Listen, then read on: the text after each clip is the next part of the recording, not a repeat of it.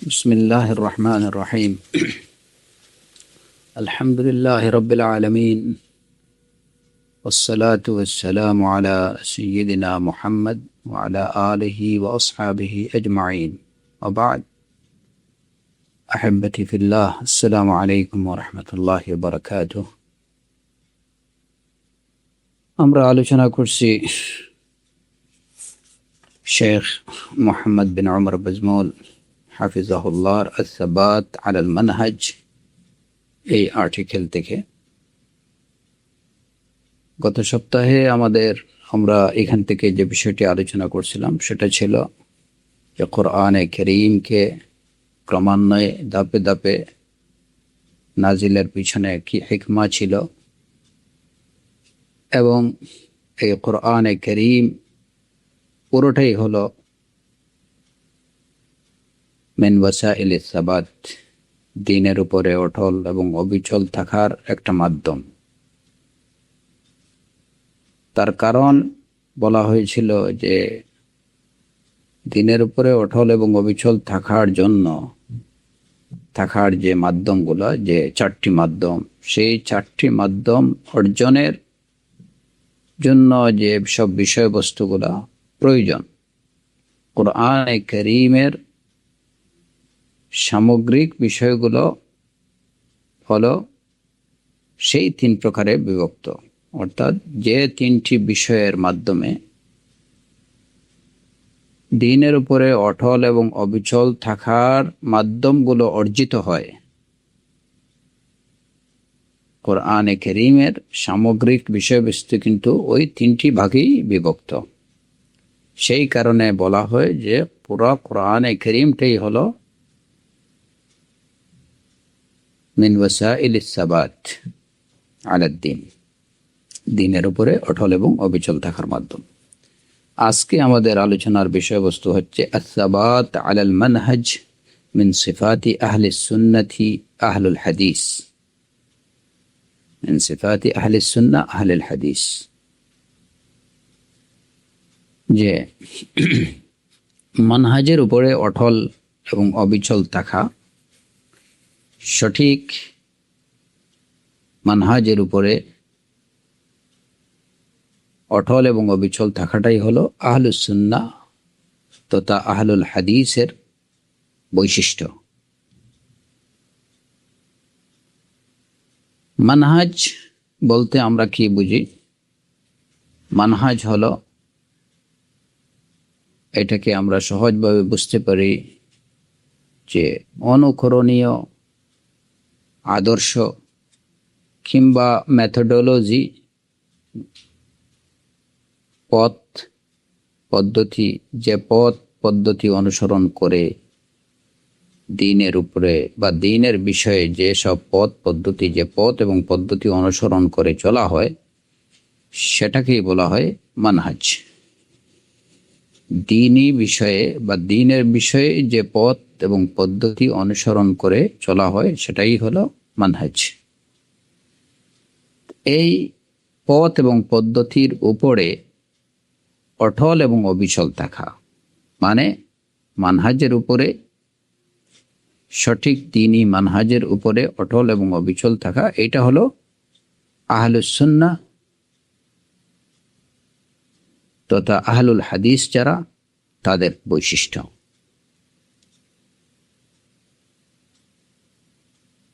ইমাম ইবনে তাইমিয়া রাহিমাহুল্লাহ বলেছেন যে তুমি আহলে কালামদেরকে দেখবে যে এরা খুব বেশি মানহাজ পরিবর্তন করে, মানে তারা একটা কথা বাদ দিয়ে অন্য আরেকটা কথা, কিছুদিন এই একটা কথা অনুসরণ করলো, তারপরেই আরেকটা কথা আরো কারো থেকে কিছু শুনলো, ওই কথা অনুসরণ করলো। হ্যাঁ, মোট কথা তারা খুব বেশি মানহাজ পরিবর্তন করে। কারা? আহলুল কালামরা।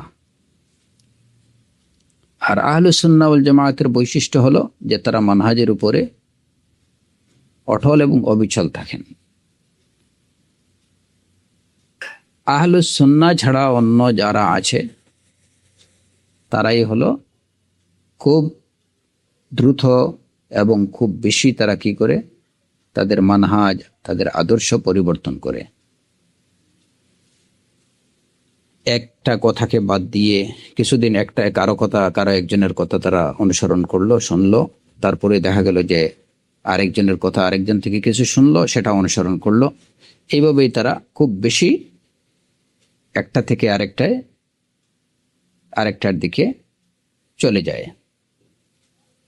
কিছুদিন তারা একটা কথাকে খুব সত্য মনে করে এটার উপরে এটাকে আঁকড়ে ধরে, আবার কিছুদিন দেখা যায় যে এই কথাটা ঠিক বিপরীত একটা কথাকে ওইটাকে তারা আঁকড়ে ধরছে, ওইটাকে তারা অনুসরণ করছে।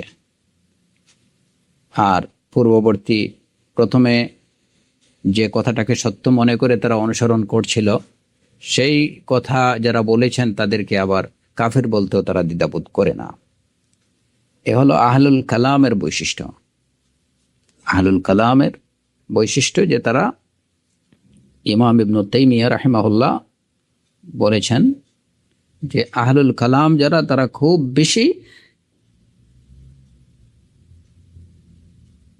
বেশি তারা আদর্শ পরিবর্তন করে, মানহাজ পরিবর্তন করে, একটা কথা থেকে অন্য কথার দিকে তারা দ্রুত চলে যায়। কিছুদিন হয়তো একটা কথা অনুসরণ করলো, আবার কয়েকদিন পরেই দেখা গেল যে অন্য কারো কথা শুনছে, তার কথা অনুসরণ করছে।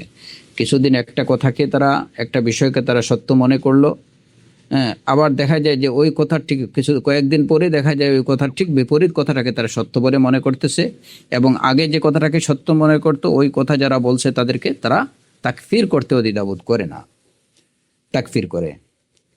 আর এই যে তাদের দ্রুত এই নড়াছড়া,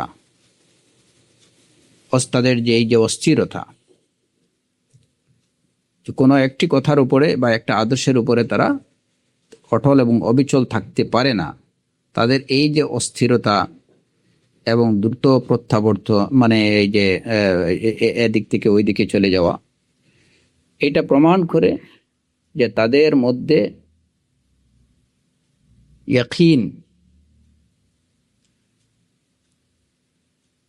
বা দৃঢ় সংকল্প নেই, তাদের মধ্যে ইমানের অভাব, ইয়াকিনের অভাব, দৃঢ় সংকল্পের অভাব। যে কারণেই তারা কোনো একটা বিষয়কে আঁকড়ে ধরে থাকতে পারে না, আজকে এইটা তো কালকে আরেকটা, এই অবস্থা। তো এই অবস্থা কি প্রমাণ করে? যে তাদের মধ্যে ইমান, ইয়াকিন, ইমানের অভাব, ইয়াকিনের অভাব। কারণ যদি প্রকৃত অর্থে তাদের অন্তরে ইমান এটা পাকাপোক্ত থাকতো, সুদৃঢ় থাকতো, তাহলে তারা তাদের মানহাজ বা দ্বীনের উপরে চলার পথ এবং পদ্ধতিকে তারা অটল এবং অবিচল থাকতো। তাদের ইমান পাকাপোক্ত নেই, বা তাদের অন্তরের মধ্যে ইমান পাকাপোক্ত হতে পারেনি বলেই তারা আজকে একজনের কথা গ্রহণ করে কালকে আরেকজনের কথা শুনে যে দিক থেকে ডাক আসে ওই দিকে চলে যায়। এগুলো হচ্ছে আহলুল কালাম সহ অন্যান্য ফিরকার বৈশিষ্ট্য। আহলুস সুন্নাহ ওয়াল জামাআতের, আহলুল হাদিসের বৈশিষ্ট্য হলো যে তারা যেটাকে সত্য বলে জানবেন সেটাকে সুদৃঢ়ভাবে তারা অবলম্বন করবেন, আঁকড়ে ধরবেন, সেখান থেকে নড়াচড়া করবেন না। যেদিক থেকে ডাক আসলো মনে হলো যে এটাই সত্য, ওই দিকে চলে যাবেন না। এটা আহলুস সুন্নাহ ওয়াল জামাত, প্রকৃত অর্থে যারা আহলুস সুন্নাহ ওয়াল জামাতের দাবিদার যারা, তারা এটা করতে পারেন না। প্রকৃত অর্থে আহলুল হাদিস যারা, এটা তাদের বৈশিষ্ট্য হতে পারে না। এটা হলো আহলুল কালাম সহ অন্যান্য যারা বাতিলপন্থী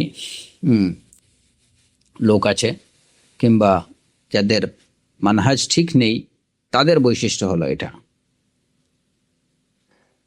এর কারণ এই যেটা ইবনে তাইমিয়া রাহিমাহুল্লাহ বললেন, যে তাদের এই যে দ্রুত নড়াচড়া, দ্বীনি বিষয়ে তাদের অস্থিরতা, এটা প্রমাণ করে যে তাদের অন্তরে ইমানটা পাকাপোক্ত হয়নি, সুদৃঢ় হয়নি। নতুবা ইমান হলো এমন একটা বিষয়, যেমন কাইসার যখন আবু সুফিয়ানকে জিজ্ঞেস করেছিল যে যারা রাসূলুল্লাহ সাল্লাল্লাহু আলাইহি ওয়াসাল্লামের প্রতি ঈমান এনেছিলেন, তাদের সম্পর্কে যখন আবু সুফিয়ানকে কায়সার জিজ্ঞেস করছিলেন যে মুহাম্মাদের দিন থেকে ওই ধর্ম গ্রহণ করার পরে সেই ধর্মের প্রতি অসন্তুষ্ট হয়ে কেউ সেই ধর্মকে বাদ দিয়ে চলে আসে কিনা, আবু সুফিয়ানকে কায়সার জিজ্ঞেস করছিলেন যে মুহাম্মাদের দিন গ্রহণ করার পরে ওই দিনের প্রতি অসন্তুষ্ট হয়ে কেউ ওই দিনকে প্রত্যাখ্যান করে চলে আসে কিনা। তো এর জবাবে আবু সুফিয়ান, তখন কিন্তু তিনি মুসলমান ছিলেন না, এর জবাবে কিন্তু আবু সুফিয়ান বলেছিলেন যে না, এমনটা ঘটে না। যারা মুহাম্মাদের দিনকে গ্রহণ করে তারা কখনো ওই দিনের প্রতি অসন্তুষ্ট হয়ে সেটাকে প্রত্যাখ্যান করে না। এই জবাব যখন দিয়েছিলেন আবু সুফিয়ান, তখন কায়সার বলেছিলেন যে ঈমান এটাই হলো ঈমানের বৈশিষ্ট্য, এটাই হলো ঈমানের বৈশিষ্ট্য। যখন ঈমানের সুবাতাস কোনো অন্তরে মিলিত হয়ে যায়, তখন কেউ এই ঈমানকে আর এই ঈমানের প্রতি অসন্তুষ্ট হতে পারে না। ঈমানের স্বাদ যারা পেয়ে যায়, ঈমানের স্বাদ পাওয়ার পরে এই ঈমানের প্রতি, ইসলামের প্রতি কেউ অসন্তুষ্ট হতে পারে না। এটি হচ্ছে ঈমানের এবং ইসলামের বৈশিষ্ট্য। যারা প্রকৃত অর্থে ঈমান এবং ইসলামের স্বাদ আস্বাদন করবে, তারা কখনো ঈমান এবং ইসলামের ব্যাপারে কোনো ধরনের অসন্তুষ্টি প্রকাশ করবে না। এটা তাদের অন্তরের মধ্যে একদম সুদৃঢ় হয়ে যাবে। এটাই হচ্ছে প্রকৃত অর্থে মুমিনের পরিচয়, এবং এটাই হচ্ছে প্রকৃত অর্থে আহলুস সুন্নাহ ওয়াল জামায়াতের পরিচয়। যখন তারা একটা সত্য দ্বীনের পরিচয়, সত্য দ্বীনের পথ পেয়ে যাবেন, তখন এইটা থেকে এটার উপরে তারা এটাকে শক্ত করে তারা আঁকড়ে ধরবেন, এদিক সেদিক হবেন না।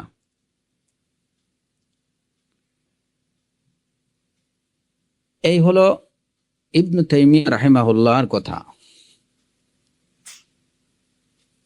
এই বিষয়ে অন্যান্য আরো কিছু সালাফরা বলেছেন, এবং কেউ কেউ বলেছেন যে এই কথাটা ওমর ইবনে আব্দুল আজিজ রাহিমাহুল্লাহর।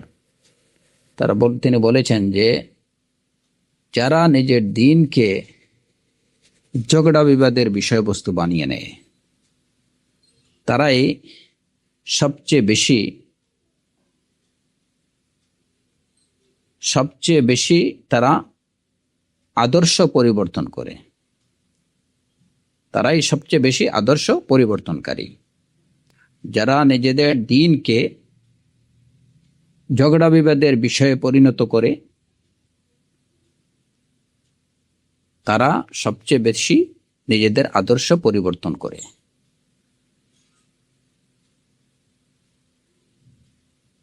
সুতরাং আহলুস সুন্নাহ ওয়াল জামাআহ তাদের বৈশিষ্ট্য হলো যে যখন তারা সত্য পথ পেয়ে যাবেন, সঠিক পথের দিশা যখন তারা পেয়ে যাবেন, সত্যটা পেয়ে যাবেন, তখন এই সত্যটাকে তারা সুদৃঢ়ভাবে আঁকড়ে ধরেন। কোনো অবস্থাতেই তারা সত্য থেকে বিচ্যুত হন না। এই যে সাবাত, এই সাবাতটা হলো এই অটল থাকা, অটলতা, অবিচলতা, এটাই হচ্ছে আহলুল হাদিসের, আহলুস সুন্নাহ ওয়াল জামায়াতের বৈশিষ্ট্য।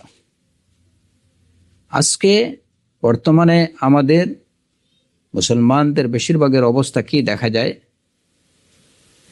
যে ইসলামের নামে, দ্বীনের নামে কিংবা শরিয়ার নামে যে যেটা বলল, বেশিরভাগ মানুষই মনে করে যে এইটা সত্য, ওই দিকে চলে যায়। আজকে ওই জায়গাতে একটা ওয়াজ মাহফিল হবে, কে করবে, ওই লোকটা কি, তার আকিদা কি, তার মানহাজ কি, এগুলা জানার প্রয়োজন নাই। একটা দিনই ওয়াজ মাহফিল হবে, বাস ওই দিকে চলে যাও। হ্যাঁ, আবার কালকে শুনলো যে আরেকটা ওইখানে কেউ হয়তো একটা ইসলামিক কনফারেন্স করতেছে, ওই দিকে চলে যাও। হ্যাঁ, একজন লোক ইসলামের নামে হয়তো এইটুকু বলল, ঠিক আছে, এটা ঠিক। আবার কালকে দেখা গেল যে আরেকজন বলছে না এটা ঠিক না, তো ওই দিকে বলে না ওইটা ঠিক না, আগে যে লোকটা ওইটা ঠিক, যে লোকটা বলছিল ওই লোকটা এটা এটা ওই লোকটা কাফের। মুসলমানদের বেশিরভাগ মুসলমানদের অবস্থা হয়ে গেছে এমন, বিশেষ করে আমাদের বাঙালি মুসলিম সমাজের অবস্থা এরকমই যে কিছুদিন দেখা যায় যে একজন হুজুরের কথা খুব ভালো করে শুনলো, মানলো, আবার কয়েকদিন পরেই দেখা যায় যে হয়তো আরেকজন হুজুরের আবির্ভাব ঘটছে, হ্যাঁ, বা তার কথা শুনছে, বাস ওইটাকেই গ্রহণ করছে। এখন আগের হুজুরকে কাফের, জাহেল, বিভিন্ন উপাধিতে ভূষিত করছে। যে দিক থেকে ডাক আসে ওই দিকেই চলে যায়। এই যে এই বৈশিষ্ট্য বা এই গুণাবলী, এটা কোনো আহলুস সুন্নতের গুণ হতে পারে না, বৈশিষ্ট্য হতে পারে না। যে আমি শুধু ইসলামের নামে শুনলাম, একটা ডাক শুনলাম যে এখানে ইসলামিক কনফারেন্স হবে, এখানে ইসলামী ওয়াজ মাহফিল হবে, হ্যাঁ, এইখানে এই হুজুর বয়ান রাখবে, আমি ওইদিকে চলে যাব ওইটা শুনবো। হ্যাঁ, না, এইটা কখনো কোনো আহলুস সুন্নাতের বৈশিষ্ট্য হতে পারে না। আহলুস সুন্নাতের বৈশিষ্ট্য হতে হবে, সে যখন কোনো বিষয় শুনতে যাবে, কোনো কারো থেকে কিছু শুনবে, কারো থেকে কিছু গ্রহণ করতে যাবে, তখন অবশ্যই তাকে বুঝতে হবে যে এই লোক বা এই লোকের কথাগুলো এটা কি সত্য এবং সঠিক কিনা, এবং সে যে মানহাজের উপরে আছে ওই মানহাজের বিরোধী কিনা, বা এটার সাথে এর মিল আছে কিনা, এটা দেখবে। আমরা যার কথা শুনবো, যার আহ্বানে আমরা সাড়া দেব, দেখতে হবে যে এরা প্রকৃত অর্থে আহলুস সুন্নাহ ওয়াল জামায়াতের অন্তর্ভুক্ত কি না। যদি এরকম লোক হয় তাহলে অবশ্যই আমরা তার কাছে যাব, তার থেকে শুনবো, তার থেকে গ্রহণ করব। আর নতুবা শুধুমাত্র যে ইসলামের নামে কিংবা শরিয়তের নামে কোনো ওয়াজ মাহফিল কিংবা কোনো আওয়াজ মাহফিল, হ্যাঁ, বা কোনো কনফারেন্স বা যে কোনো কিছুই, সেমিনার, সিম্পোজিয়াম হচ্ছে ইসলামের নামে, এইটা শুনেই কিন্তু আমরা মনে করব না যে এটা ইসলাম। বেশিরভাগ যুবকরা এই জায়গাতেই প্রতারিত হয়, যে দেখা যায় যে বেশ সুন্দর শিরোনাম দিয়ে, হেডলাইন দিয়ে, বা একটা বিষয়বস্তু নির্ধারণ করে একটা কনফারেন্সের ব্যবস্থা করা হলো, বাস মুসলমান যুবকরা মনে করলো যে ইসলামের নামে একটা বেশ গুরুত্বপূর্ণ একটা বিষয়ে একটা কনফারেন্স হচ্ছে, আমার ওইখানে যাওয়া দরকার, ওইখান থেকে আমি উপকৃত হব। এইটা কিন্তু আহলুস সুন্নাহ ওয়াল জামায়াতের দাবিদার কোনো যুবকের এই বৈশিষ্ট্য হওয়া উচিত না। আহলুল হাদিস দাবিদার কোনো মুসলমানের এই বৈশিষ্ট্য হতে পারে না। যদি প্রকৃত অর্থেই ওই লোকটা আহলুল হাদিস, নিজেকে হাদিস বলে দাবি করে, কিংবা আহলুস সুন্নাহ ওয়াল জামায়াতের অন্তর্ভুক্ত বলে দাবি করে, তাহলে সে অবশ্যই প্রথমে ভালো করে জেনে নেবে যে ওই কনফারেন্সে কে আসতেছে, ওই লোকটার আকীদা কি, ওই লোকটার মানহাজ কি, হ্যাঁ, এই লোকটার অবস্থা কি, সে কি প্রকৃত অর্থে আহলুস সুন্নাহ ওয়াল জামায়াতের অন্তর্ভুক্ত কোনো লোক কিনা, তার মধ্যে আহলুল হাদিসের বৈশিষ্ট্য আছে কিনা, তার মধ্যে সালাফিয়ুনদের বৈশিষ্ট্য আছে কিনা, এই বিষয়গুলা কনফার্ম হওয়ার পরেই সে ওই কনফারেন্সে যাবে। নতুবা চাকচিক্যময় একটা শিরোনাম কিংবা একটা হেডলাইন শুনেই, হ্যাঁ, বা একটা বেশ আকর্ষণীয় একটা বিষয়বস্তু দেখেই যে ওইখানে চলে যাবে, ওইখান থেকে গ্রহণ করবে, এটা কোনোভাবে গ্রহণযোগ্য না। এটা আহলুস সুন্নাহ ওয়াল জামায়াতের বৈশিষ্ট্য হতে পারে না। সুতরাং আমি আবারও বলছি যে যাদের এই অবস্থা হবে, তারা দেখা যাবে যে আজকে হয়তো কিছুদিন আছে একজনের সাথে, আবার কয়েকদিন পরে দেখা যাবে যে না, বলতেছে যে না, এই লোকটা আহলুল বাতিল, হ্যাঁ, এখন আরেকজনের কাছে ওই যে উনি আহলুল হক, আবার দেখা যাবে কয়েকদিন পরে ওনাকে বলবে যে না উনি আহলুল হক না, উনি আহলুল বাতিল। দেখা যাবে যে আরেকজন লোককে বলতেছে যে না উনি হক। এইটাই ওমর ইবনে আব্দুল আজিজ বা কোনো সালাফের এই কথাটা খুবই সুন্দর, যে মান জাআলা দীনাহু গারাদান লিল হুসুমাত আকসারাত তানাক্কুল, যে দিনকে যদি কেউ ঝগড়া বিবাদের বিষয় বানিয়ে নেয় তাহলে সে কি করবে, দ্রুত স্থান পরিবর্তন করবে, আজকে এখানে কালকে এখানে। এবং এই যে কথাটা ইমাম ইবনে তাইমিয়া রাহিমাহুল্লাহ বললেন যে ইন্নাকা তাজিদু আহলাল কালাম আকসারুন নাসি ইন্তিকালাম মিন কাউলিন ইলা কাউলিন ওয়া জাজমান বিল কাউল ফি মাওদিইন ওয়া জাজমান বিনাকিদিহি ওয়া তাকফীর কাইলিহি ফি মাওদিইন আখার। যে তুমি দেখবে আহলুল কালামদের যে তারা দ্রুত অবস্থা পরিবর্তন করে, এক কথা থেকে আরেক কথার দিকে চলে যায়। হ্যাঁ, একটা কথাকে কিছুদিন মনে করবে যে এটা ঠিক, আবার কিছুদিন পরে ঠিক এর বিপরীতটাকে ঠিক মনে করবে। এটা হচ্ছে আহলুল কালামদের বৈশিষ্ট্য। এটা কখনো আহলুস সুন্নাহ ওয়াল জামাআতের বৈশিষ্ট্য হতে পারে না। আহলুস সুন্নাহ ওয়াল জামাআতের বৈশিষ্ট্য কি? আস-সাবাত আলাল মানহাজ, আস-সাবাত আলাল মানহাজ, তারা মানহাজের উপরে, সঠিক মানহাজের উপরে তারা অটল এবং অবিচল থাকবে। এখন যে যত বেশি মানহাজের বাইরের কোনো লোক কিংবা আহলুস সুন্নাহ ওয়াল জামাআতের বাইরের কোনো লোক, সে যত সুন্দরভাবে দিনই কোনো বিষয়কে উপস্থাপন করুক না কেন, কিংবা যত সুন্দরভাবে এটা বলা হোক না কেন, হ্যাঁ, কিংবা যত আকর্ষণীয় শিরোনামেই কোনো কিছু উপস্থাপন করা হোক না কেন, ওইটাকে সে ওই দিকে কর্ণপাত করবে না।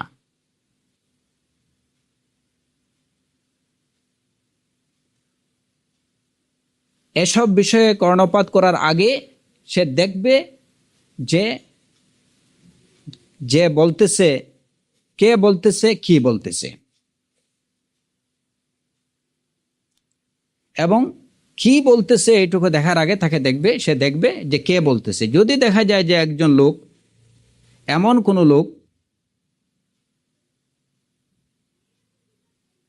কোনো লোক কথা বলতেছে যে লোকের আকীদা এবং মানহাজ ঠিক নেই, তাহলে সে যত সুন্দর কথাই বলুক না কেন সেদিকে কর্ণপাত করা উচিত না। তার কারণ হলো এটাই যে যদি সবসময় আহলুল বাতিলরা যেটা করে, যে এরা সবটুকু কিন্তু বাতিল বলে না। আহলুল বাতিলরা, ইভেন আহলুল বিদআরা, তারা যা বলে তার সবটুকু কিন্তু তারা বাতিল বা মিথ্যা বলে না।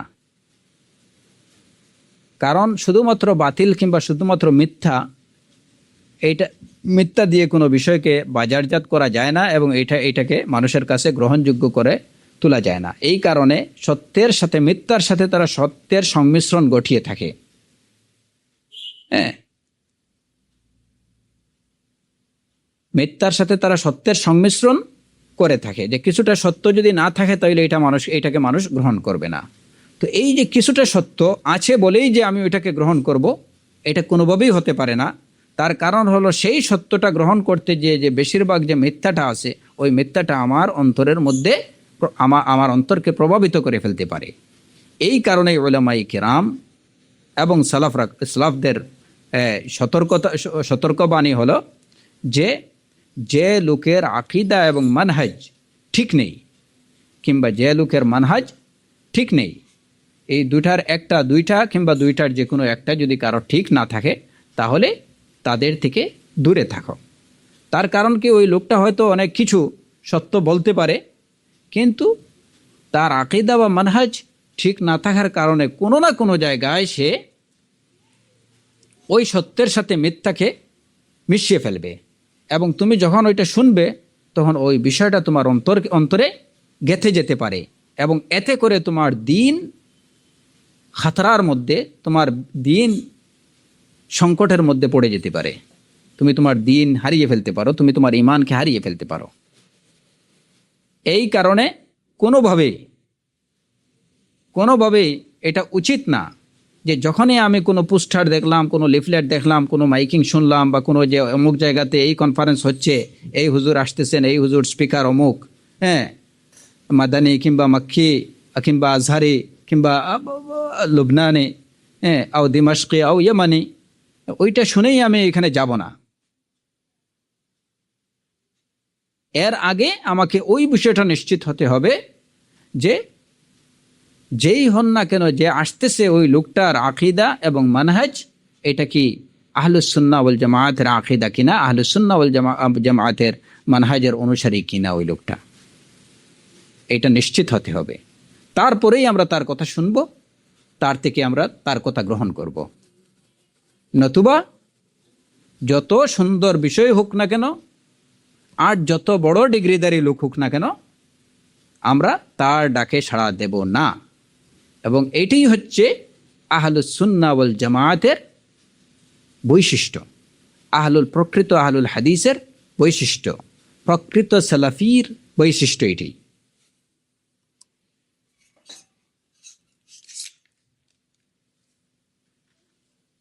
আহলুস সুন্নাহ ওয়াল জামাআহ তারা তাদের মানহাজের উপরে সবসময় অটল এবং অবিচল থাকেন। এই কারণে শেখ ওমর বাজমুল, মোহাম্মদ বিন ওমর বাজমুল হাফিজাহুল্লাহ বলতেছেন যে প্রকৃত আহলুস সুন্নাহ অথবা আহলুল হাদিসের কোনো আলেমকে অথবা তাদের সাধারণ কোনো ভালো লোককে কখনো তুমি এরূপ দেখবে না, তাদের সম্পর্কে এরকম কোনো কিছু জানা যায় না যে তারা তাদের কৌল থেকে, তারা তাদের আকীদা থেকে প্রত্যাবর্তন করছেন, এরকম কথা শোনা যায় না। আপনারা কি কখনো শুনছেন এরকম কেউ আছে যে লোক যিনি প্রকৃত অর্থে আহলুস সুন্নাহর অন্তর্ভুক্ত ছিলেন, আহলুল হাদিসের অন্তর্ভুক্ত ছিলেন, কিন্তু পরবর্তীতে তিনি তার আকীদা এবং মানহাজকে প্রত্যাখ্যান করছেন, এরকম কি কেউ শুনছেন? আমার মনে হয় না। শেখ মোহাম্মদ বিন ওমর বাজমুল হাফিজাহুল্লাহ তিনি একথা বলতেছেন যে তাদের কোনো আলেমের, আহলুস সুন্নাহর আহলুল হাদিসের কোনো আলেম কিংবা তাদের কোনো সাধারণ কোনো ভালো লোক নিজের কথা থেকে, নিজের আকীদা থেকে রুজু করছেন, এরকম কিন্তু কখনো শোনা যায় না। বরং যত ধরনের সমস্যা বিপদ আপদ আসছে সব কিছুর মোকাবেলায় তারা নিজেদের আকীদা এবং নিজেদের মানহাজের উপরে অটল এবং অবিচল থাকছেন। কোনো কিছুই তাদেরকে তাদের আকীদা এবং মানহাজ থেকে সরাতে পারেনি, টলাতে পারেনি। বিভিন্ন রকমের ফিতনা, বিভিন্ন রকমের দুঃখ কষ্ট যাতনা জুলুম নির্যাতনের শিকার তারা হয়েছেন, কিন্তু কোনো কোনো কোনো অবস্থাতেই তারা নিজের আকীদা এবং মানহাজ থেকে এক চুল পরিমাণও সরেননি।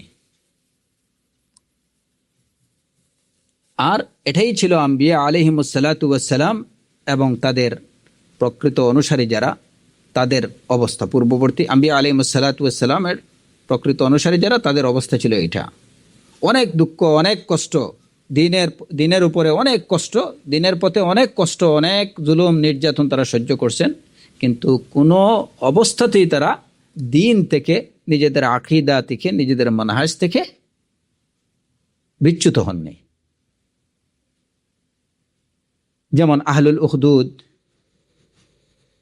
উখদুদের অবস্থা, তাদেরকে আগুনে নিক্ষেপ করা হলো। এটা কেন আগুনে নিক্ষেপ করা হলো? ওমা নাকামু মিনহুম ইল্লা আন ইউমিনু বিল্লাহিল আজিজিল হামিদ আল্লাযী লাহু মুলকুস সামাওয়াতি ওয়াল আরদ ওয়াল্লাহু আলা কুল্লি শাইইন শাহীদ।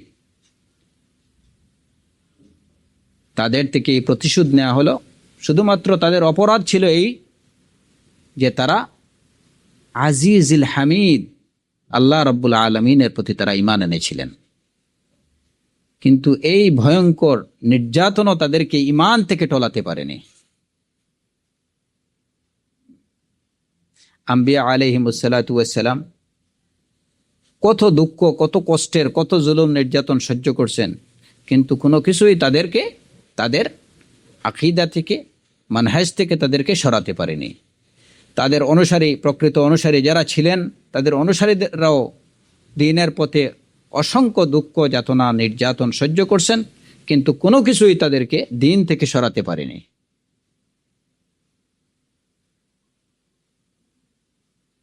বিলাল আল হাবশি রাদিয়াল্লাহু আনহু, আম্মার,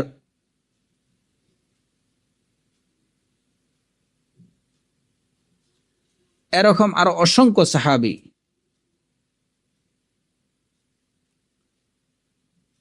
যাদেরকে অমানসিক নির্যাতন করা হয়েছে দিন থেকে সরানোর জন্য,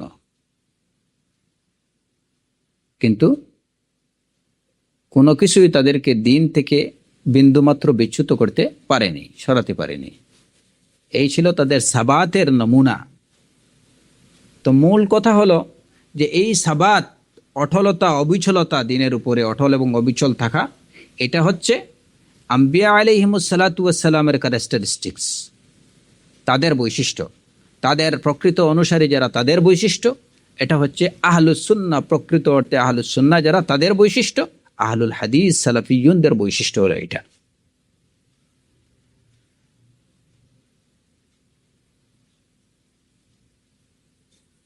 সাহাবা এবং তাবেঈনরা দেখা যায় তাদের ইতিহাস যদি আমরা অধ্যয়ন করি তাহলেও দেখা যায় যে তারা কত দুঃখ, কত অত্যাচার, নির্যাতন, কত কষ্ট সহ্য করছেন এই দিনের জন্য, কিন্তু কোনো অবস্থায় তারা দিন থেকে একচুল পরিমাণ বিচ্যুত হননি। ইমাম আহমদ ইবনে হাম্বল রাহিমাহুল্লাহ সম্পর্কে আপনারা জানেন যে এই খালকে কোরআনের বিষয়ে, কোরআন মখলুক,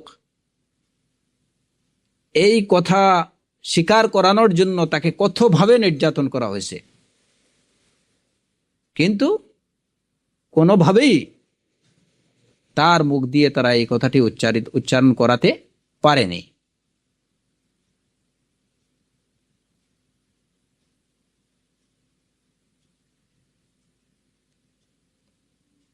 এই কারণে ইমাম মালিক রাহিমাহুল্লাহ বলেছেন যে যদি এই দিনের বিষয়ে, দিনের পথে চলতে গিয়ে কেউ যদি কোনো ধরনের বালা মুসিবতের সম্মুখীন না হয়,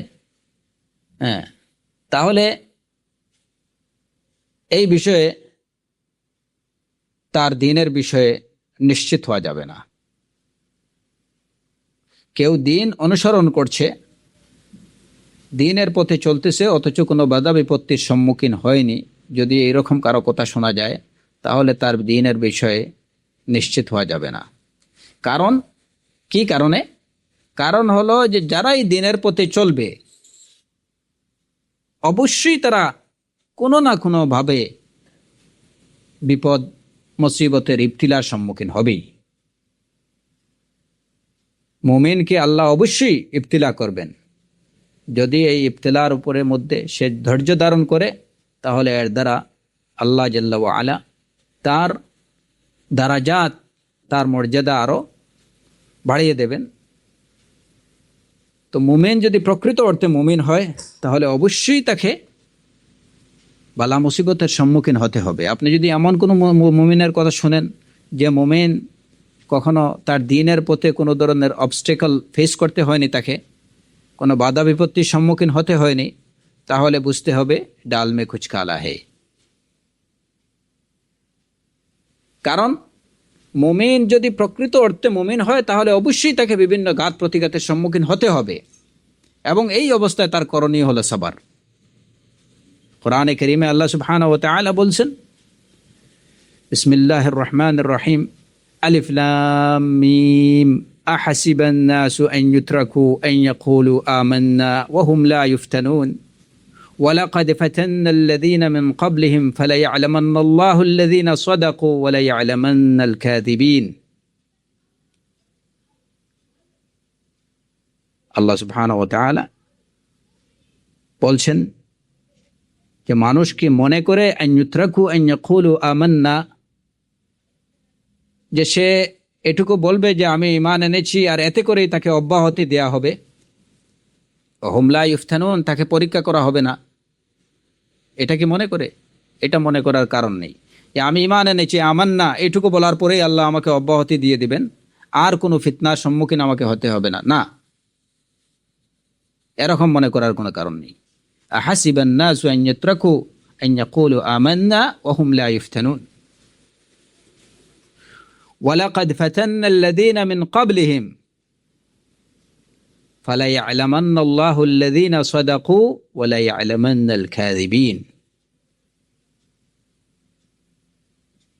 আল্লাহ সুবহানাহু ওয়া তাআলা বলতেছেন যে আমি এর আগেও তাদের পূর্বে যারা ছিল তাদেরকেও আমি পরীক্ষা করেছি। আল্লাহ অবশ্যই জেনে নেবেন যে কারা সত্যবাদী এবং কারা মিথ্যুক। অবশ্যই আল্লাহ সুবহানাহু ওয়া তাআলা এটা জেনে নেবেন। এটা কিসের মাধ্যমে জেনে নেবেন? ইবতিলার মাধ্যমে। সুতরাং মানব জাতি যেন এটুকু মনে না করে যে শুধুমাত্র আমান্না, আমরা ঈমান আনছি বাস, এইটুকু বলেই সে পার পেয়ে যাবে, আল্লাহ তাকে অব্যাহতি দিয়ে দেবেন, আর তাকে কিছু করতে হবে না। না, ওয়ালাকাদ ফাতান্নাল্লাযীনা মিন ক্বাবলিহিম ফালা ইয়ালামান্নাল্লাহু আল্লাযীনা সাদাকু ওয়া লা ইয়ালামান্নাল কাযিবিন। পূর্বেকার যারা, তাদেরকেও ফিতনার মুখোমুখি হতে হয়েছে এবং আল্লাহ সুবহানাহু ওয়া তাআলা এরই মাধ্যমে জেনে নেবেন কারা সত্যবাদী, কারা দিনের উপরে টিকে থাকে এবং কারা মিথ্যাবাদী। অতএব মুমিনকে ইবতিলার সম্মুখীন হতে হবে, মুসিবত, বিভিন্ন বাধা বিপত্তি, দুঃখ, নির্যাতনের সম্মুখীন তাকে হতে হবে।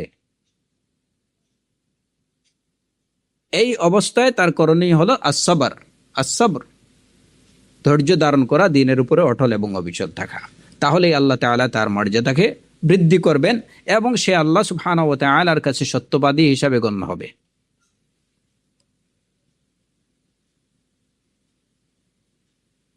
সূরাতুস সাজদার ২৪ নম্বর আয়াতে আল্লাহ সুবহানাহু ওয়া তাআলা আরো ইরশাদ করেছেন, ওয়াজআলনা মিনহুম আইম্মাতান ইয়াহদুনা বিআমরিনা লাম্মা সাবারু ওয়া কানু বিআয়াতিনা ইউকিনুন। আমি তাদের মধ্য হতে ইমাম বানিয়েছি, নেতা বানিয়েছি, কারণ তারা সবর করত।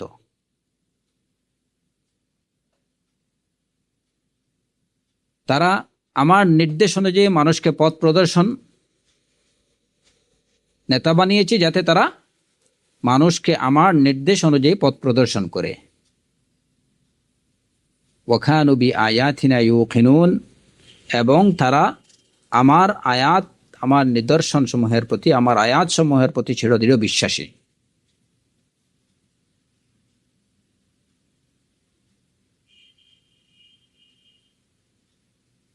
ওয়াজআলনা মিনহুম আইম্মাতান ইয়াহদুনা বিআমরিনা, এই যে আয়াতটা অত্যন্ত গুরুত্বপূর্ণ একটা আয়াত, যে আমি তাদের মধ্য হতে ইমাম বানিয়েছি যারা আমার নির্দেশ অনুযায়ী পথ প্রদর্শন করত, আর তাদেরকে ইমাম কেন বানানো হয়েছে? লাম্মা সাবারু, তারা সবর করত বিদায় তাদেরকে ইমাম মনোনীত করা হয়েছে, ইমাম বানানো হয়েছে। আর তারা কি করত? আমার আয়াত সমূহে দৃঢ় বিশ্বাসী। ওয়া কানু বিআয়াতিনা ইউকিনুন। এই আয়াত থেকে জানা যায় যে ইমামত বা নেতৃত্ব লাভের জন্য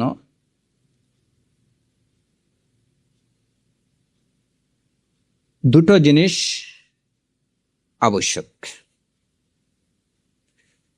একটা হলো আসসাবর, আসসাবর আলাদ্দীন, আসসাবর আলাদ্দীন, দিনের উপরে, অর্থাৎ আল্লাহ সুবহানাহু ওয়া তাআলার আদেশগুলো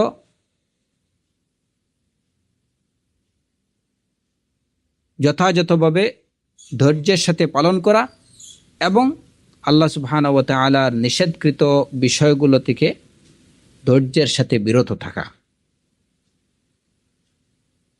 কিংবা আমরা এভাবে বলতে পারি যে আল্লাহ সুবহানাহু ওয়া তাআলার আদেশ পালনের উপর অটল এবং অবিচল থাকা, এবং আল্লাহ সুবহানাহু ওয়া তাআলার নিষেধ থেকে বিরত, নিষেধকৃত বিষয়বস্তু থেকে বিরত থাকার বিষয়ে অটল এবং অবিচল থাকা। এটি হচ্ছে সাবর। আল্লাহ সুবহানাহু ওয়া তাআলা বলতেছেন যে আমি তাদেরকে ইমাম বানিয়েছি কেন? লাম্মা সাবারু, কারণ তারা সবর করত। ওয়া কানু বিআয়াতিনা ইউকিনুন, এবং তাদের আরেকটা গুণ ছিল যে তারা আমার আয়াতে দৃঢ় বিশ্বাসী ছিল। এই ইমাম হওয়ার জন্য এই দুটি গুণ, বা নেতৃত্ব লাভের জন্য এই দুটি গুণ অত্যাবশ্যকীয়।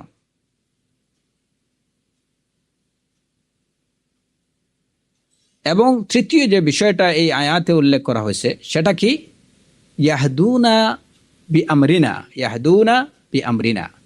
ইমামের বা নেতার কাজ কি? নেতার কাজ হলো ইয়াহদুনা বি আমরিনা, আল্লাহর নির্দেশ অনুযায়ী মানুষকে পথ প্রদর্শন করবে। এই ছোট্ট আয়াতটার হাকিকতটা যদি আমরা মুসলমানরা যদি সঠিকভাবে বুঝতে পারি, তাহলে কিন্তু অনেক সমস্যার সমাধান হয়ে যায়। নেতৃত্ব লাভ করতে হলে প্রথমত সবরের গুণে নিজেকে গুণান্বিত করতে হবে।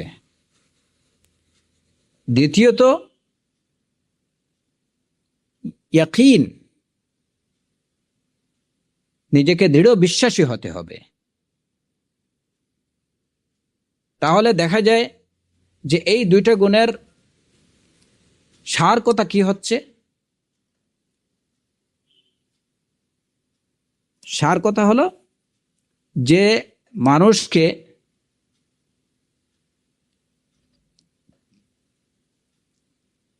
কাজে এবং বিশ্বাসে, কাজে এবং বিশ্বাসে তাকে আল্লাহ সুবহানাহু ওয়া তাআলার প্রতি আত্মসমর্পণকারী হতে হবে। একটা হলো কর্মগত গুণ অর্জন করতে হবে, সেটা হচ্ছে সবর। কারণ সবরের কাজ, সবরের বিষয়টা কি? কর্মের সাথে সম্পৃক্ত। সবরের বিষয়টা কর্মের সাথে সম্পৃক্ত। সবর করবে কিসের উপরে?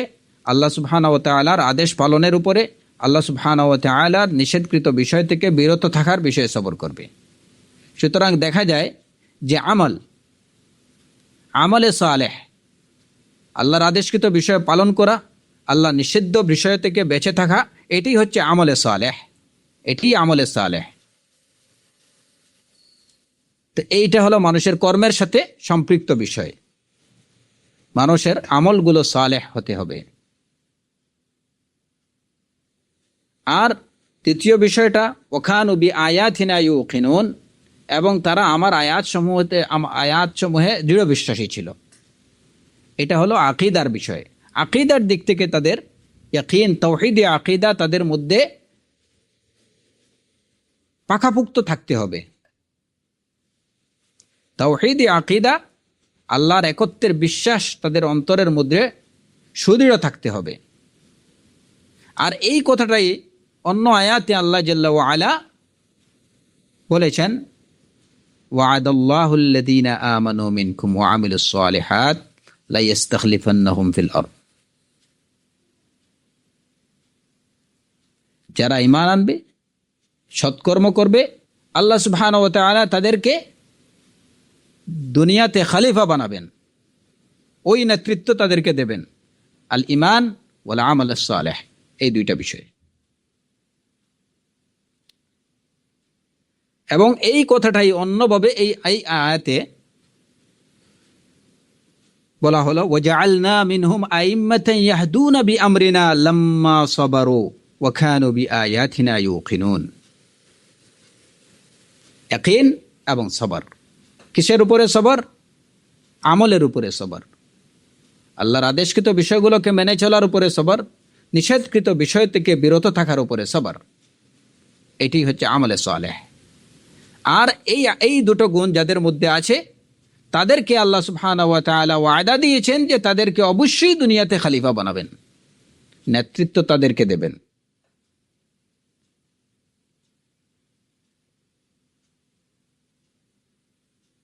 তাদের জন্য তাদের দিনকে সুপ্রতিষ্ঠিত করবেন।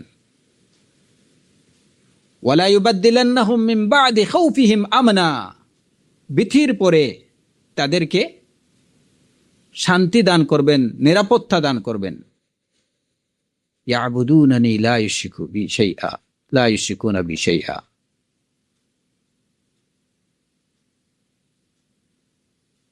অতএব কোরআনে কারীমের এই সুস্পষ্ট আয়াত থেকে আমরা কি জানতে পারি? আজকে বিশ্বের বিভিন্ন জায়গায় যারা ইসলামের নামে যারা নিজেদের হাতে নেতৃত্ব নিতে চায়, রাষ্ট্র ক্ষমতা নিতে চায়,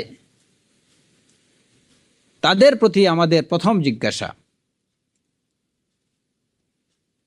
এই যে অনেক মুসলমান যুবকরা এই আজকের আলোচনার শুরুতেই আমরা যে বিষয়টা আলোচনা করলাম, যে শুধুমাত্র ইসলামের নামে কিছু করা হচ্ছে শুনেই কি আমি ওই দিকে যাব না, আমাকে দেখতে হবে যে এই যারা যারা ডাক দিচ্ছে তাদের অবস্থা কি। ইসলামিক স্টেট বলেন অথবা ইসলামী খিলাফত বলেন, ইসলামী নেতৃত্ব কায়েমের জন্য বলেন, আল্লাহর বিধান বাস্তবায়নের নামে কোনো ডাক শুনেন, যাই শুনেন না কেন, আপনাকে প্রথমে বাছ বিচার করতে হবে, জাস্টিফাই করতে হবে যে এই ডাক যারা দিচ্ছে তারা প্রকৃত অর্থে আহলুস সুন্নাহর বৈশিষ্ট্য সম্পন্ন কিনা।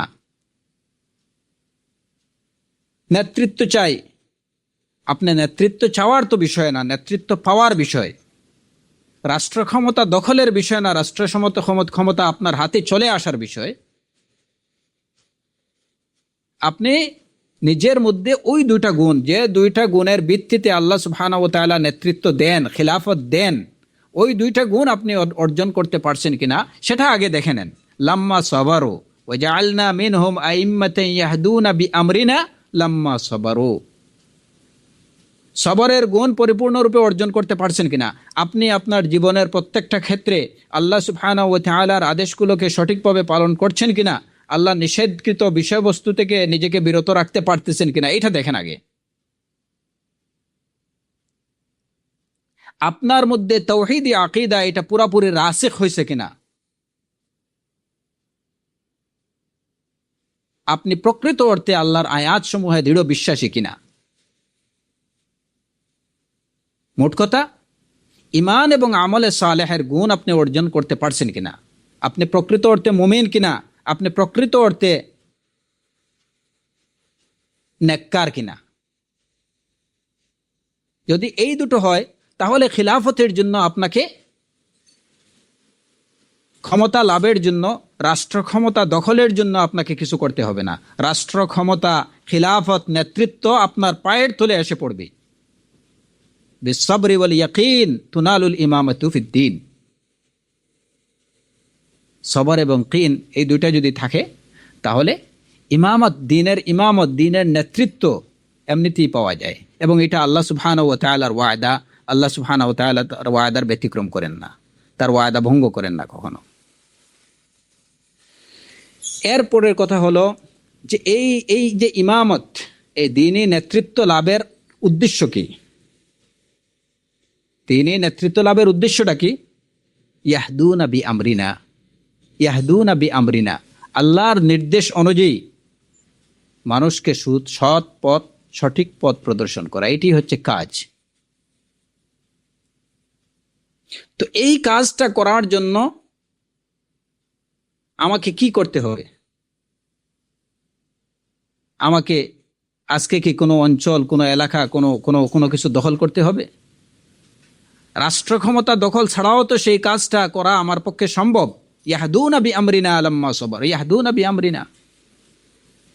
আপনি মানুষকে হিদায়াতের পথ প্রদর্শন করেন, এটা করার জন্য যে আমাকে একটা নির্দিষ্ট এলাকা কিংবা নির্দিষ্ট দেশ আমাকে দখল করতে হবে এমন তো কিছু না। কারণ আমাদের এই যে দিন, এই দিনের যে প্রত্যেকটা বিষয় এতই সহজ এবং এত সহজলভ্য এবং এত এত এত সহজ সস্তা যে এর জন্য কোনো টাকা পয়সা, কোনো কিছুই ব্যয় করতে হয় না। আপনি যেখানে থাকেন, যে অবস্থায় থাকেন, ওইখানে ইয়াহদুনা বিআমরিনা, আল্লাহর নির্দেশ অনুযায়ী, কোরআন এবং সুন্নাহ অনুযায়ী আপনি মানুষকে পথ প্রদর্শন করতে পারেন।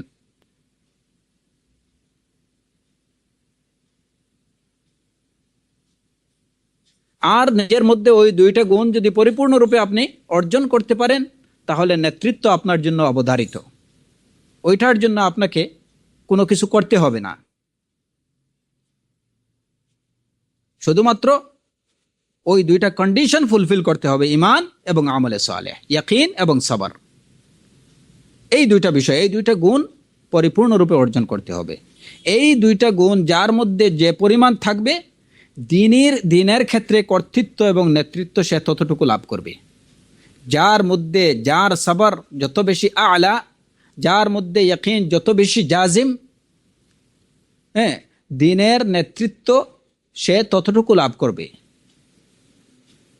এবং পরিপূর্ণরূপে দ্বীনি নেতৃত্ব লাভের জন্য সবর এবং ইয়াকিনের গুণটা পুরোপুরি, এই দুইটা বৈশিষ্ট্যে গুণে নিজেকে পুরোপুরি গুণান্বিত করতে হবে। আর এর দ্বারা মানুষের উদ্দেশ্য কি? উদ্দেশ্য হলো ইয়াহদুনা বি আমরিনা, কোরআন এবং সুন্নাহ অনুযায়ী আল্লাহর নির্দেশ অনুসারে মানুষকে সঠিক পথ প্রদর্শন করা, এটি হচ্ছে মূল উদ্দেশ্য। আজকে আমাদের মুসলিম যুবকদের কাজকর্ম, তাদের অ্যাক্টিভিটিসটা প্রমাণ করতেছে যে তাদের কথা হলো যে প্রথমে আমার রাষ্ট্র ক্ষমতা দখল করতে হবে, প্রথমে নেতৃত্ব লাভ করতে হবে, তারপরে সবর এবং ইয়াকিনের বিষয়। যে কারণে আজকে ইসলামের নামে বিভিন্ন জায়গায় বিভিন্ন জায়গায় তারা যে সমস্ত আন্দোলন, সশস্ত্র সংগ্রাম করতেছে, এইগুলা হিতে বিপরীত হচ্ছে। এটা কোনোভাবেই মুসলমানদের জন্য কোনো সুফল বয়ে আনতেছে না, অত্যন্ত পরিতাপের বিষয়।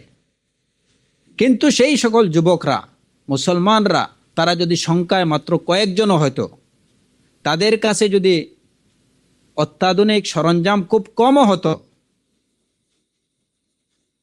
আর তাদের মধ্যে ওই মৌলিক দুইটি শর্ত যদি তাদের মধ্যে, দুইটা গুণ যদি তাদের মধ্যে থাকতো, তাহলে অবশ্যই তারা প্রত্যেকটা জায়গায় তারা সফল হতো এবং নেতৃত্ব তাদের কাছে এসে ধর্ণা দিত। আপনারা দেখেন বিশ্বের বিভিন্ন জায়গায় ইসলামী আন্দোলনের নামে, সশস্ত্র আন্দোলন বলেন কিংবা শান্তি আন্দোলন বলেন, যাই হচ্ছে, যেসব লোকের দ্বারা এগুলা হচ্ছে তাদের মধ্যে সবর এবং ইয়াকিন, ঈমান এবং আমলে সালেহের গুণটা না থাকার কারণে সব জায়গাতেই তারা বিফল হয়েছে, এবং এটা জেনারেলি সাধারণভাবে মুসলমানদের ইমেজকে এটা নষ্ট করছে। পক্ষান্তরে একটু আমরা যদি আমাদের সালাফদের ইতিহাসটা দেখি, তাহলে সেখানে কি দেখি?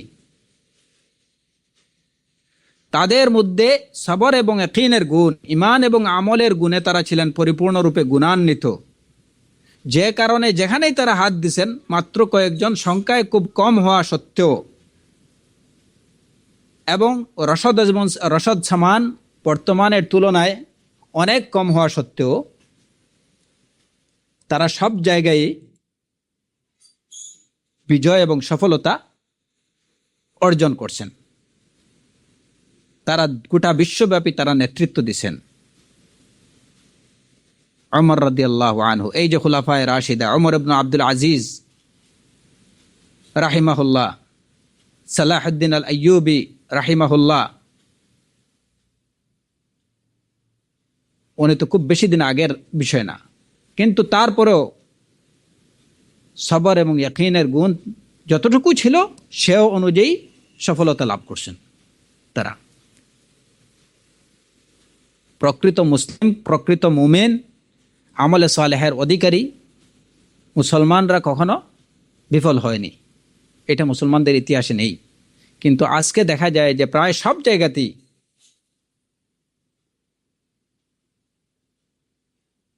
মুসলমানদের পরিণতি খুবই খারাপ।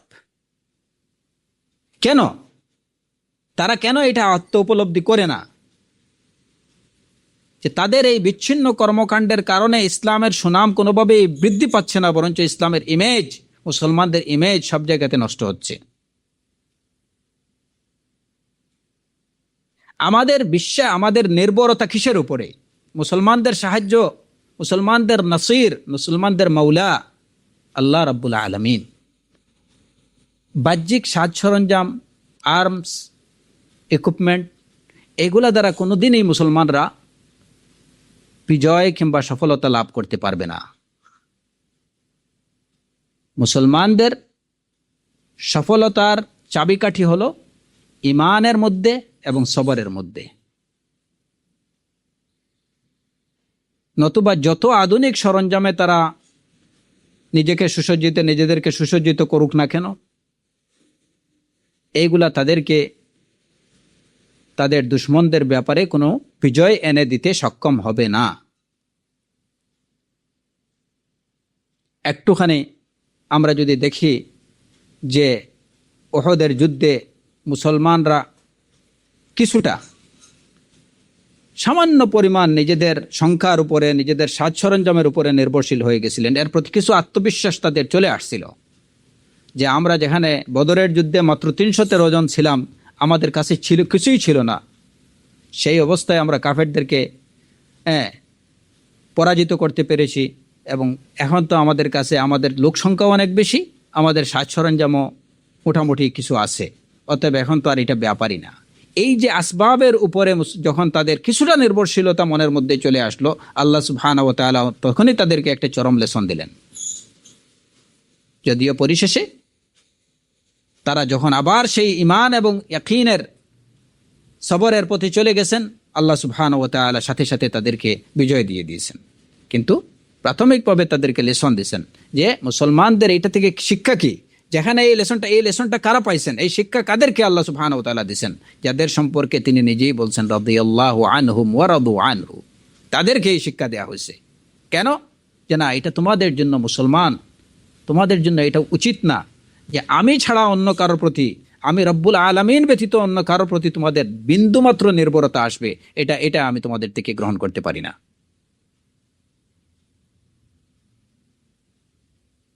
এই সামান্য ভুলের কারণে যদি আল্লাহ সুবহানাহু ওয়া তাআলা তার পছন্দের লোকদের, যাদের প্রতি তিনি সন্তুষ্ট, তাদেরকে যদি তিনি এই সামান্য ভুলের কারণে শাস্তি দিতে পারেন, কষ্ট দিতে পারেন, তাহলে বর্তমানে আমাদের এই সময়ে মুসলমানদের যে অবস্থা, যারা ইমানের, সবরের, আমলে সালেহের দিক থেকে হাজার হাজার গুণ নিচে যাদের অবস্থান, তারা যদি এই নিজেদের এই সাজ সরঞ্জামের উপরে, নিজেদের সংখ্যাধিক্যের উপরে, এগুলার উপরে যদি তারা কি করে আস্থা রাখে ইসলামের নামে কিছু করতে চায়, তাহলে কোথা থেকে সাহায্য আসবে? আল্লাহ সুবহানাহু ওয়া তাআলার কি করে সাহায্যের আশা করতে পারে? আজকে তারা যদি মনে করে যে আমাদেরকে বিশ্বের বিভিন্ন দেশ যারা ওই যে নিজেদের অস্ত্র নিয়ে অস্ত্র ব্যবসা বাড়াতে চায়, এরাই তো আসলে এই যে এই মুসলমান যুবকদেরকে প্রতারিত করে বিশ্বের বিভিন্ন দেশে দাঙ্গা হাঙ্গামা সৃষ্টি করে রাখতে চায়, এগুলাকে যাতে তাদের অস্ত্রের চাহিদা থাকে। এটা তাদের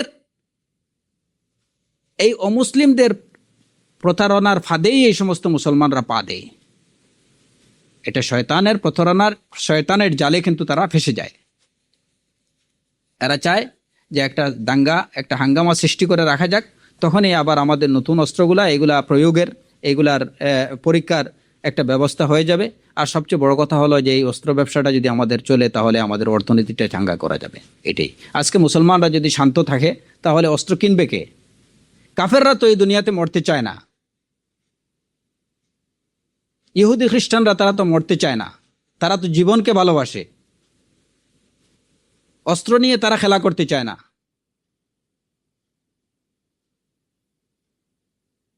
এটা তারা ভালো করেই জানে। এই কারণে মুসলমান যুবকদেরকে ইসলামের নামে, জিহাদের নামে, শাহাদতের নামে তারা উদ্বুদ্ধ করে যে তোমরা তো আর মৃত্যুকে তোমরা পরোয়া করো না, সুতরাং আমাদের কাছে অস্ত্র আছে, নেও, এগুলা নিয়ে খেলা করো, বাস মারো এবং মরো, মরলে তো তোমাদের জন্য জান্নাত, এটা তোমাদের ধর্মই বলছে। আর ইয়াংরা বাস তাদের এই মন্ত্রে উজ্জীবিত হয়ে বলল, মাশাআল্লাহ, এখন ইসলাম কায়েমের নামে যদি আমি মৃত্যুবরণ করি, ওয়ালা তাকুলু লিমান ইউকতালু ফি সাবিলিল্লাহি আমওয়াত বাল আহইয়াউন ওয়ালাকিন লা তাশউরুন। বাস সুবহানাল্লাহ, সুবহানাল্লাহ। উপলব্ধি করা দরকার। কোরআনে কারীমের এই ছোট্ট আয়াতটাকে যদি তারা পড়তো এবং এটাকে যদি তারা বুঝতো, নিজেদের ফাহাম অনুযায়ী না, সাফে সালেহের ফাহাম অনুযায়ী। এখানে আরেকটা সমস্যা হলো যে তারাও যে কোরআনের কারীমের এই আয়াত জানে না, এটা না। আজকে দেখা যায় যে অনেক যুবক, বিভিন্ন দলের, ইসলামের নামে বিভিন্ন দলের বিভিন্ন ছেলেরা যখন অনেকগুলো হাদিস, কোরআনে কারীমের অনেক আয়াতই তাদের মুখস্থ, বিশেষ করে যারা জিহাদের নামে জিহাদে লিপ্ত, ইসলামের নামে জিহাদে লিপ্ত, তারা কিন্তু জিহাদের আয়াতগুলো, খেলাফতের আয়াতগুলো, হাদিসগুলো এই সম্পর্কিত তাদের বেশ ভালো মুখস্থ। তাহলে সমস্যাটা কোন জায়গায়? সমস্যা হলো ওই জায়গাতে যে তারা এই আয়াত এবং এই হাদিসগুলোকে বুঝছে আলা ফাহমিহিম, হাসবা ফাহমিহিম, নিজেদের আন্ডারস্ট্যান্ডিং অনুযায়ী, সালাফে সালেহের ফাহাম অনুযায়ী না। এর জন্য প্রকৃত সালাফিয়ুনদের মানহাজ কি? কোরআন এবং সুন্নাহর অনুসরণ, হাসবা ফাহমি সালাফিস সালেহ। তাহলেই আর বিভ্রান্ত হওয়ার, পথভ্রষ্ট হওয়ার কোনো অবকাশ থাকে না। তো এই জন্য যারা প্রকৃত অর্থে নিজেদেরকে আহলুস সুন্নাহ ওয়াল জামায়াতের অন্তর্ভুক্ত বলে দাবি করে, বা প্রকৃত অর্থে যারা নিজেদেরকে আহলুল হাদিস বলে দাবি করে, তাদের করণীয় হলো এই দুইটি গুণে নিজেকে গুণান্বিত করা। একটা হচ্ছে ইয়াকিন এবং একটা হচ্ছে সবর, অর্থাৎ ঈমান এবং আমলে সালেহ। তাহলে তারা অবশ্যই নেতৃত্ব লাভ করবে। আল্লাহ সুবহানাহু ওয়া তাআলা তাদেরকে নেতৃত্ব দেবেন, তাদের দ্বীনকে তাদের জন্য নিরাপদ করবেন, জমিনে তাদেরকে, পৃথিবীতে তাদেরকে সুপ্রতিষ্ঠিত করবেন। তাদের কাজ হবে ইয়াহদুনা বিআমরিনা, তারা আল্লাহর নির্দেশ অনুযায়ী মানুষকে সৎ পথ প্রদর্শন করবে। তারা আল্লাহর ইবাদত করবে, আল্লাহর সাথে কাউকে শরীক করবে না। তারা তাওহীদ কায়েম প্রতিষ্ঠা করবে। অতএব আমি বিশ্বের, বিশেষ করে বাঙালি মুসলমানদেরকে, যুবকদেরকে বিশেষ করে বলবো যে দ্বীন প্রতিষ্ঠার নামে কিংবা ইসলাম কায়েমের নামে কিংবা ইসলামে হুকুমত কায়েমের নামে যে সমস্ত ডাক আসে, বিভিন্ন জায়গা থেকে বিভিন্ন ধরনের ডাক আসে, আপনারা এই সব বিষয়ে, এই সব ডাকে কর্ণপাত করবেন না। এবং যারা এই সব বিষয়ের দিকে আহ্বান করে, তাদের ডাকে সাড়া দেওয়ার আগে সেই সব লোকের আকীদা এবং মানহাজ সম্পর্কে আপনারা ভালো করে জেনে নেবেন। বিশেষ করে এই যে ইসলাম কায়েমের নামে যে সশস্ত্র আন্দোলন কিংবা বিভিন্ন ধরনের আন্দোলন, এই যে আন্দোলন, আসলে এই শব্দটাই হচ্ছে একটা বিভ্রান্তিকর শব্দ। আন্দোলন এই শব্দটাই হচ্ছে একটা বিভ্রান্তিকর শব্দ।